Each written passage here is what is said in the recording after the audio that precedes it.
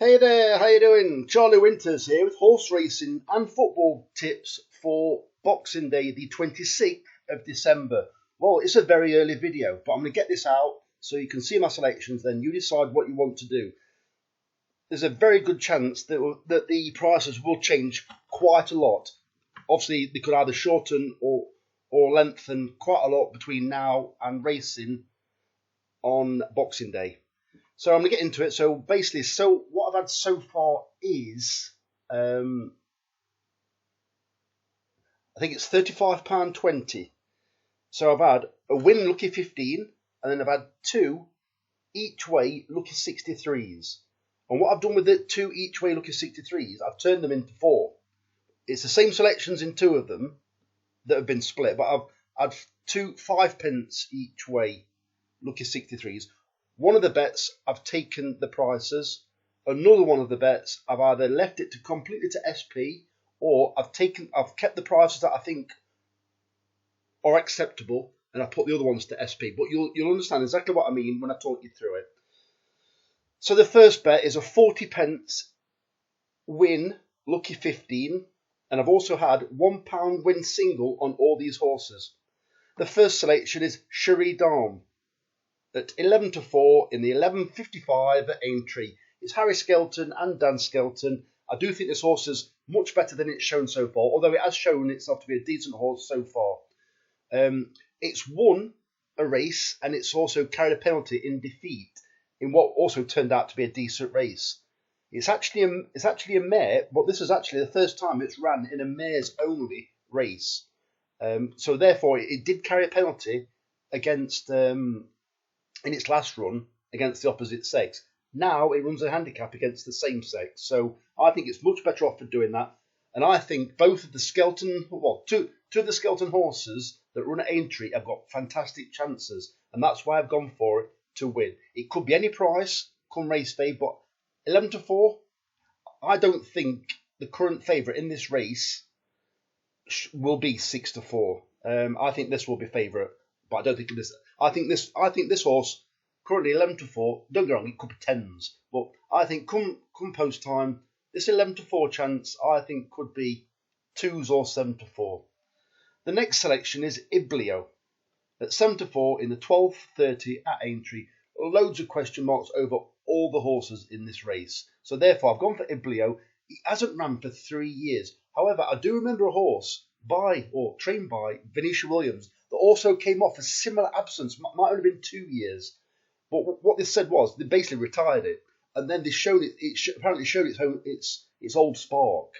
Well, this horse didn't go downhill before it was maybe retired or whatever the reason for the absence. But I think it was rated 150. It is by far the best horse in the race. Is it going to come back a 150 rated horse? Probably not. But I think it could still be good enough to run its race. If that's to win, hopefully. But it's a 4-horse race, loads of question marks over the other ones, and I think there's going to be something along them lines where it showed like it's dying to return to the racetrack, so they brought it back, and it just seems very odd having 3 years out. Bearing in mind, it's only actually ran 16 times. So I just thought I'd point that out. So very interesting selection. The next selection is Influence at 6-5 in the 2.25 at Wolverhampton.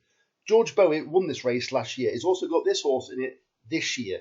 I was expecting about 2-1 second favourite, but currently at Skybet, it's currently the favourite at 6-5. The biggest danger is the next in the betting. I think it's called something like Sports Coach. Well, the reason why I haven't gone for it is because it's got a penalty, and I think that's all there is. I think the penalty will give this horse a better chance with the other horse carrying the penalty, Sports Coach. So I've gone for Influence at 6-5. It could be 4-6, it could be 3-1 come race day. So think about it when you're taking the price. Are you happy with the price? If not, just leave it to SP. The next selection is the New Lion at 7-2 in the 3.25 at Aintree. I think the Skeltons and the Connections are going for a double. I haven't noticed really if they've got any more selections running at Aintree or even on the day. But the New Lion is owned by I can't remember the names, but the names don't matter. It's owned by the same owners that own Black Lion. Well, Black Lion, I believe, originally used to be trained by, I think, by Twiston Davis, but it came to Skelton's last stop in its career. I don't know if it's been retired yet. I think it might have only ran a few weeks ago. I think Black Lion, but I looked at some relatives of this horse, and the Skeltons have done quite well with the relatives, and the connections have. Well, there's currently in training, I think it's a full sister to this horse, and the full sister came 5th in a Grade 2 National Hunt Flat race at Aintree. Well, this horse is running. It isn't running in that higher class, but this horse is running. This race is actually a flat race, a National Hunt Flat race. So I think there's a bit of talent there, and I find it very interesting that the owners have got 2 horses at this meeting. The first one is that Cherie Dam that I've already tipped, and the other one is the New Lion.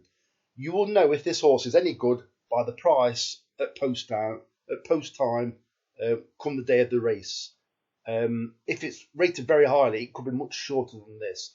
I do think the Nichols horse is very talented, but it also definitely looks quirky. It's running a first time headgear. It hung badly left on its debut, but it did post a really good racing post rating. But I think it could be a bit quirky. This horse, it could be very nice. But you tend to find that the Skeltons normally, the horses when they're on first time, are tenderly handled. Well, hopefully this one's tenderly handled enough, but also still good enough to win. So let's get into the next bet. I ain't got a clue what's going to come up next. So I do think Ole Murphy has got some very interesting runners. He's got about 15 runners. If you want to go to his website, there is a video that I've also watched where he talks about some of his horses and the chances. Well, I'd already fancied some of his horses before I went to his website, and he does actually give out a lucky 15. But go and watch the video if you want to watch it. It's Ole Murphy. Just type Ole Murphy into Google and you'll see his website. And then if you scroll down, you'll see I think it says something like Boxing Day Lucky 15. So let me get into it. So as I said, I'm having 2 each way Lucky 63s with these horses. 5p each way Lucky 63 with the prices. 5p each way Lucky 63 without the prices. The first selection is African Sun at 20 to 1 in the 12.32 at Fontville. This one didn't run as bad as it looked. It's been absolutely miles out the handicap.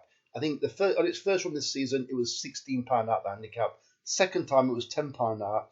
And it didn't run that bad last time. It got detached, but it plugged on. Don't get me wrong, well beaten, but this race is dreadful. And it does like quicker ground. I think it's either soft or good to soft at Fontville currently. But all it's getting out until Tuesday, bearing in mind it's Sunday today, is very windy. The wind pretty much drops on Tuesday, so I think it should dry a lot of the courses out. I don't know how quickly Fontville dries up, but I think it could be good ground come race day because they're pretty much gale force winds or gusts at times. So African Sun at 20 to 1, it's a bit of a doubtful stayer. Don't get me wrong, it's not a good horse, but I think it could be potentially a much bigger price on race day. I've took 20s, but in the other bet, I've left the price. So African Sun in the 12.32 at Fontville. The second selection is Nick the Greek at 9 to 1 in the 12.40 at Market Raisin. I like the profile of this horse anyway. It's been point to pointing.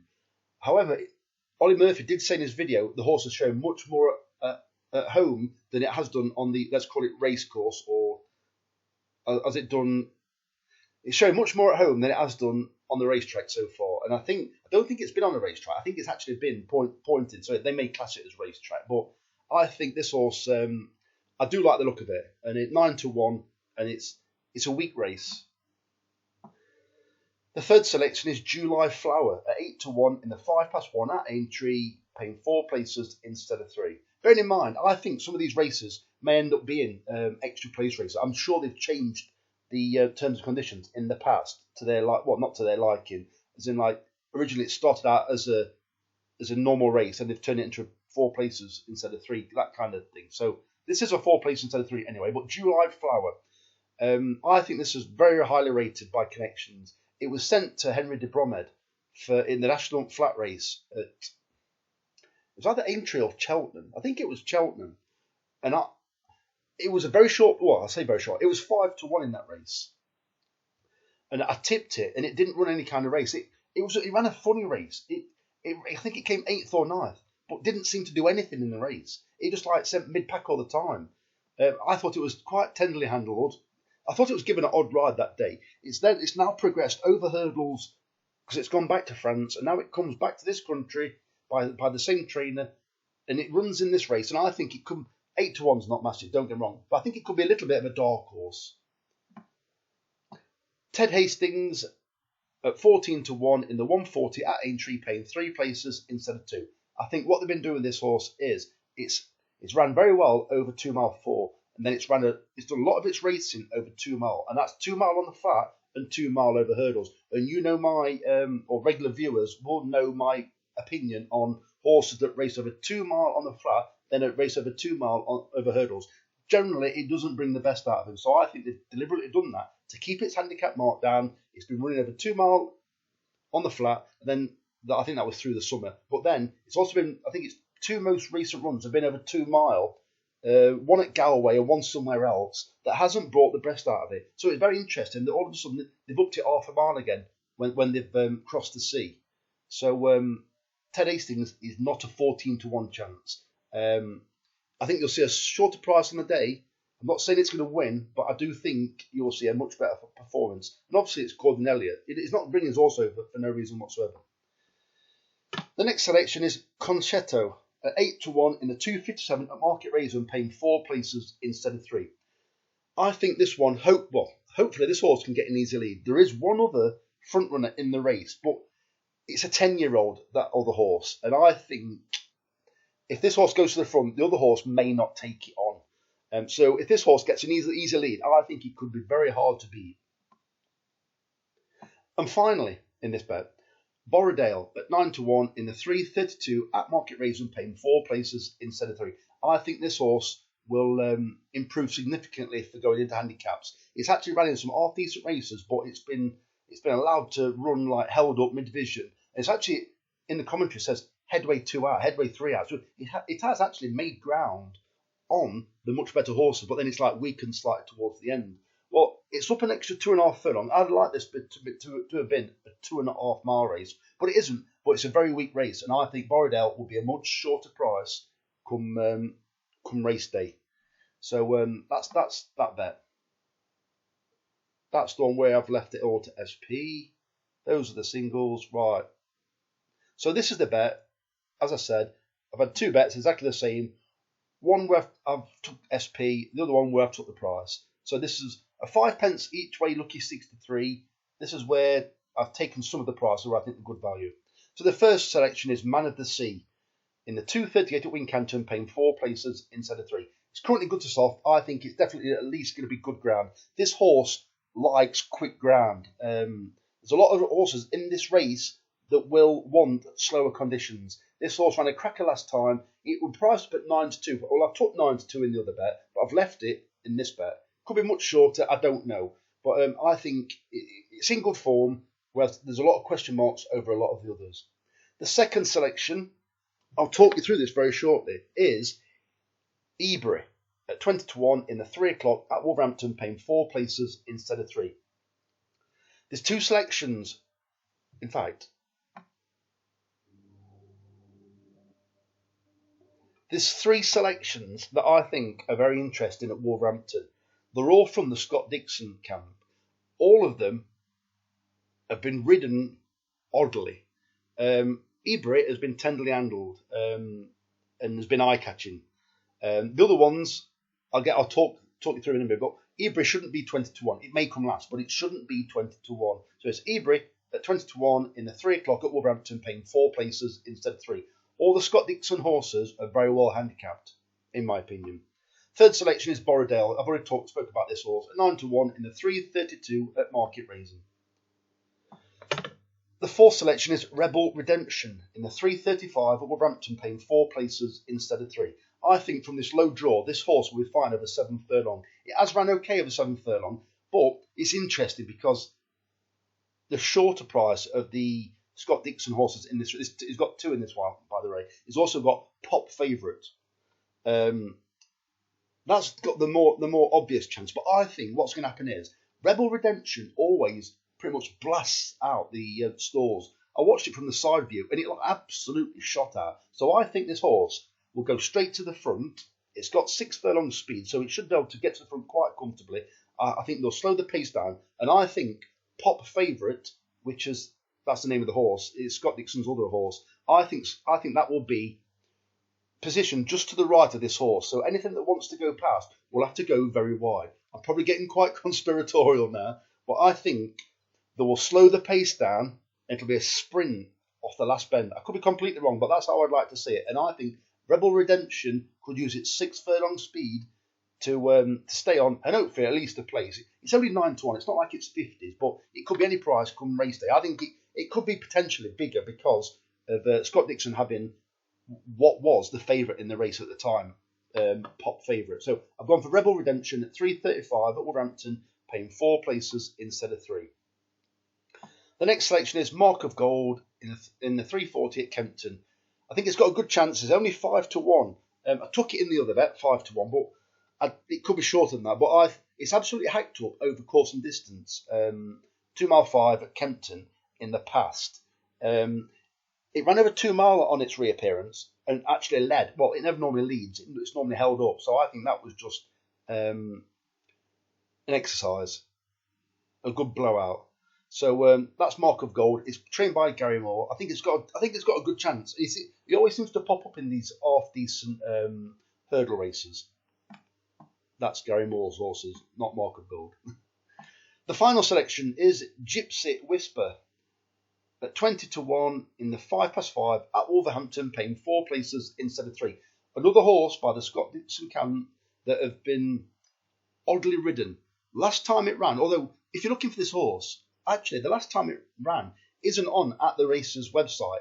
It was only 8 days ago. For some reason, when I looked last time, they hadn't got it. So I had to go to the winner of the race, which was called Distinction, and then watch this horse run in that race. For some reason, they hadn't got the form in Gypsy Whisper's form on at the races, so I had to go to, like, say, Distinction. Well, Gypsy Whisper, it was pulling really hard, and then, because bear in mind, it was drawn 1, and then you need to see where it came around the last bend. It was virtually in the car park. It was embarrassing, and I actually tipped it that day. I thought, what is she doing? So yeah, it's not a 20-1 chance, and it's got a lowest draw, but it needs to be just behind the pace, and it needs to be ridden sensibly this time. Otherwise, you can see clearly that maybe Boxing Day is not the day if it's ridden very oddly again. So if you know what I mean. So the Scott Dixon runners are very interesting. The Ole Murphy's horses need to be kept an eye on because he was very confident of a good day, a good Boxing Day, but he's going to have some winners because he's got about 15 runners. So yeah, so anything you fancy. If you've watched it to this far, well done. You're 18 minutes in. The football bet will be in the description. It's been a very disappointing last few days. We had I think times 20 return a few days ago, but yeah, it's been a bit hit and miss since. If you wish me Merry Christmas, well, even if you haven't, Merry Christmas, everybody. Hope you have a great day. Get everything that you want, and hopefully Boxing Day can pay for Christmas. It probably won't, but let's hope it does. So the very best of luck. Charlie Winters, over and out. Cheers, mate.